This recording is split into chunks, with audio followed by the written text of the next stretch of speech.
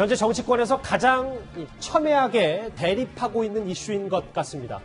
올해 100세가 된 6.25 전쟁의 주역 백선엽 장군이 서울 현충원엔 묻힐 수 있는 건지, 아니다, 자리가 없어서 대전 현충원에 안장돼야 한다, 여권에서 나오고 있는 이른바 친일파 파묘 주장과 관련 있는 거 아니냐, 이렇게 계속해서 여러 논란이 뜨겁습니다.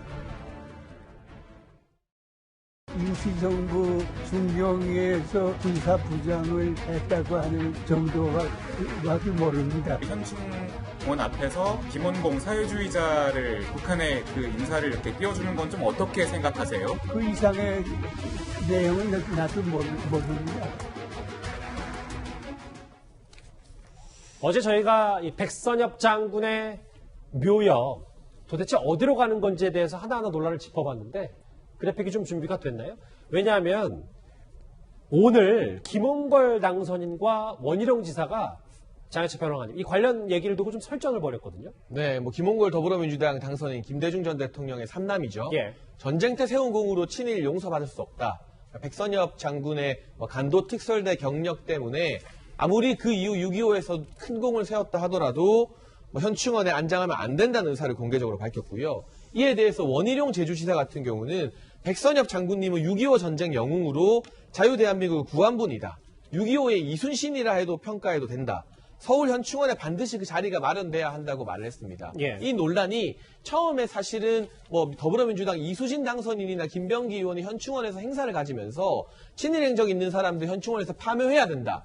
여기서 시작되어서 백선엽 장군 문제로까지 불거지게 된 것인데 지금 이 21대 국회가 시작되기 전에 이 과거사 논란을 가지고 더불어민주당이 이 백선엽 장군뿐만이 아니라 칼기 사건이나 과거의 여러 사건들을 다시금 들추는 것이 과연 국민들이 원하는 것일까에 대한 의구점이 우선 먼저 들고요. 그리고 무엇보다 백선엽 장군 같은 경우 6.25 전쟁에서 어떤 공을 세웠는지 특히나 이 위기 상황에서 다부동 전투나 이런 부분들은 객관적 사실로 다 증명이 되어 있는 부분입니다. 이러한 공, 지금의 대한민국을 지킨 공까지 후대에 이르러서 이렇게 논란거리가 되면서 이미 약속되어 있던 현충원 안장까지도 이게 왈가왈부돼야 될 문제인지에 대해서 저 개인적으로는 이게 꼭 지금 시점에 필요한 논란인가 고개를 갸웃거리게 됩니다. 윤상현 의원님 이런 원색적인 비난까지 했는데 김경진 의원님은 어떻게 생각하세요? 정말 국가보훈처의 명분은 일단 서울 현충원에 모실 자리가 없어서라고 하지만 최근에 여권 일부 의원들이 주장했던 이 친일파 파묘 이것과 연관이 있다고 보십니까? 그러니까 백선엽 장군 같은 경우는 분명히 공도 있고 또 역사상의 과도 분명히 있으신 것 같아요. 보면 이 간도 특설대에 참여를 해서 그때 당시에 독립운동을 하던 우리 한국 한인들에 대해서 여러 가지 또 탄압을 했던 것도 있으니까 공과가 있는 것 같은데, 근데 문제는 이거예요. 지금 코로나 때문에 국가 경제가 쑥대밭이 되어 있는 이런 상황, 예. 그리고 앞으로 가면 갈수록 이 상황이 쉽게 나아질 것도 아닌 상황에서 대한민국의 정치 지도자들이 이 시점에서 불필요한 역사 논쟁을 벌이고 있다는 것, 그게 국민들의 마음을 불편하게 하고 이게 굉장히 어떻게 보면 국가 발전에 도움이 안 되는 시점에 논쟁을 하고 있다. 예. 그래서 저 논쟁은 사실은 정치인들이 해서는 안 되겠다. 그리고 국가보훈처가 그건 객관적인 행정적 기준에 따라서 처리를 하면 되고, 그 기준에 따라서 처리를 한 거에 대해서 정치인이 너무 왈가왈부하지 말고, 또 친일을 했던 사람에 대해서 국립묘지에 안장하는 것이 불만이라면 그거는 법을 바꿔서 기준을 바꿔서 해야 될 문제고, 그거는 이제 시간을 두고 논의를 해야 될 문제지, 지금 이 시점에서 이 논쟁은 굉장히 불필요하고 국민들에게 피로감만 쌓이게 하는 잘못된 논쟁인 것 같습니다. 그렇군요. 김홍걸 당선인이 친일행적 표시까지 세우자라고 주장을 했는데, 그런데 조금 전에 제가 방송 전에 접한 보도를 보면요, 백선엽 장군 측에서 입장을 좀 내는 것 같은데 한번 그래픽으로 만나볼까요? 예, 이 백선엽 장군이 얘기한 부분은 국가가 관리하는 곳에 개인 묘지를 받으면 특혜가 될 수 있다. 내 몇 자리는 대전 현충원으로 결정했다.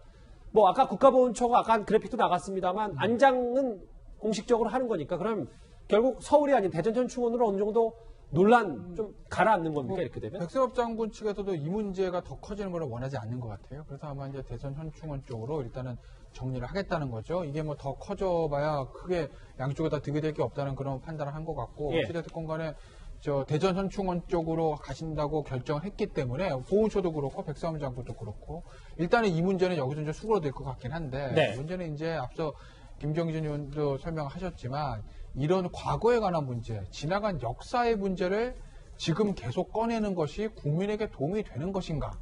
과연 국민이 유례없는 야당 심판론이 앞에 뜨면서 집권 여당에게 중간평가임에도 불구하고 180석이라는 유례없는 의석을 안겨준 의미가 무엇인지를 과연 여당 관계자들 인지하고 있는가라는 문제는 좀 제기할 수 있을 것 같습니다. 일단, 예, 잠시만요. 예, 이도원 의원님 말씀하십시오. 몇 가지 좀 짚고 넘어가야 될 것 같습니다.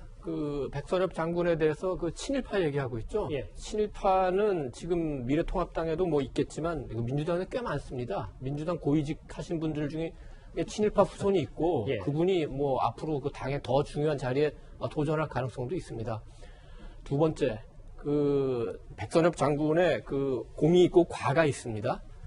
지금은 이제 07, 과3 정도로 평가할 수 있겠는데, 아까 김홍걸 당선인이 얘기한 거 보니까 백선엽 장군의 묘비에 친일 행적을 적은 맞아요. 안내 표식을 세우자고 그랬는데, 그러면은 나중에 우리 김홍걸 의원님 관련된 저기에 기록에 대통령 아들 시절에 수억 원의 돈을 받아서 구속되고 확정 판결을 받았다는 점도 같이 기록을 할까요?